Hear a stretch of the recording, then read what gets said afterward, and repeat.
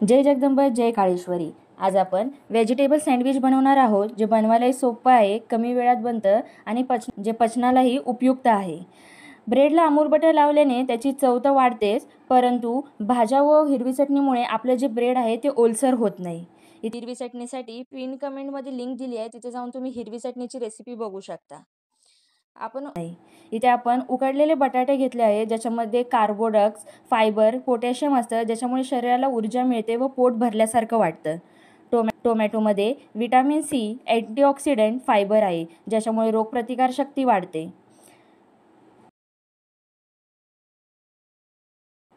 आपण काकडीचं साल काढून घेतलं आहे, ज्याच्यामुळे कडवटपणा कमी होतो। याच्यामध्ये सॉल्युबल फायबर असल्यामुळे शरीराला थंडावा देतं।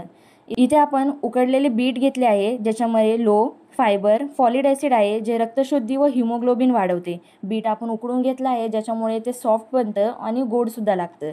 इथे कांदा आपण स्लाइसमध्ये कापून घेतला आहे, ज्याच्यामुळे कडू वाटत नाही आणि त्याच्यामध्ये प्रीबायोटिक फायबर, फ्लोवोनाइड्स असतं, जे डायजेशनला सपोर्ट करतं आणि कोलेस्ट्रॉल कमी करतं। कशी वाटली? बाकी तुम्हाला व्हेजिटेबल सँडविच आवडतं नक्की कमेंट करून सांगा। हा व्हिडिओ जर आवडला असेल तर लाईक करा आणि चॅनलला सबस्क्राईब केलं नसेल तर नक्की सबस्क्राईब करा।